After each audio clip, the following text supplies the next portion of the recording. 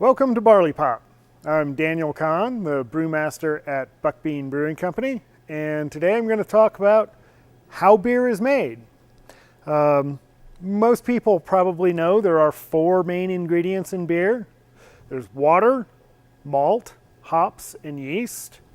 All four of them contribute their own parts to the beer, and they're each added kind of in their own step.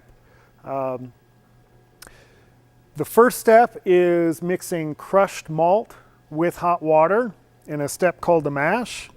And malt basically is barley that has been germinated and dried out. And this takes the raw barley and turns it into something that you can make good beer with.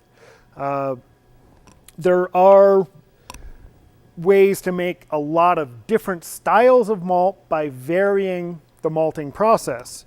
And you can get a whole range of colors and flavors in different malts, even something up to as dark as this roasted malt here. This is the malt that gives our Black Naughty its black color and roasted flavor, but it still only takes 3% of this malt in that beer to do that. So most of the beers have at least 3 different types of malt in them. You vary the types with the recipes. And the malt gives all of the color of the beer, all of the grainy, toasty, roasty type flavors that you get from different types of malt. Any of the sweet flavors come from the malt. Those are larger sugars that the yeast won't ferment, that stay on in the beer and give the beer sweetness and body. And also all of the sugar that the yeast winds up fermenting into alcohol comes from the malt.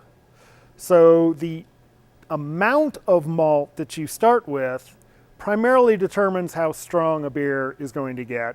The types of malt that you use determines how dark a beer will be. The next ingredient is hops.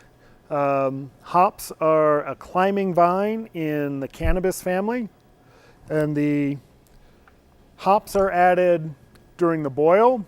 Once you've separated the sweet liquid from the grains, that liquid's transferred into the kettle. Bring that up to a boil. Hops are added during the boil. The hops give the primary bitterness to beer. That's from a compound called alpha acids that are in the hops. They do require an extended period of boiling in order to get that compound out and dissolved into the liquid. If you boil the hops for that long, you boil out all the aroma and a lot of the other flavors that the hops have. So generally there are multiple hop additions during the boil so that you get most of your bitterness from the early additions. You get less bitterness and more flavor and aromas from the later additions. You can even add hops into cold beer in a fermenter. This is called dry hopping, and that gives you the most amount of aroma that you can get from the hops and none of the bitterness. Once the boil is done, the liquid has to be cooled down before it's mixed with the yeast in the fermenter. You can't see what's on the inside of our fermenters because they're big metal tanks, but this is some actively fermenting beer that I've taken out of a fermenter, and you can see how much yeast is in there during the fermentation and how cloudy it is. The yeast eats the sugar that came out of the malt, turns that into alcohol and carbon dioxide. The yeasts also produce a whole lot of the other flavor compounds that are characteristic of beer. There are 2 species of yeast that are used. One is ale yeast, the other is lager yeast.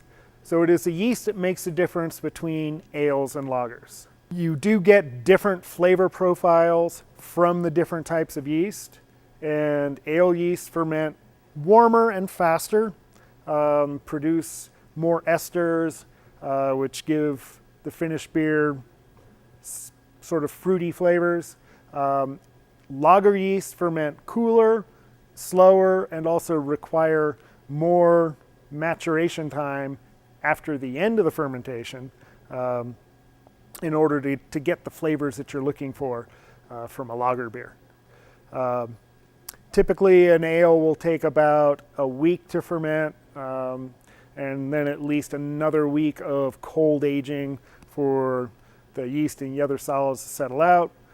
A lager usually takes a week and a half to 2 weeks to ferment, and at least 2 weeks or longer of cold aging after the fermentation is done for that beer to really mature. Once the fermentation is done and the beer is carbonated, fully settled, then it's ready to package and drink. So thanks for watching Barley Pop, and enjoy a good one.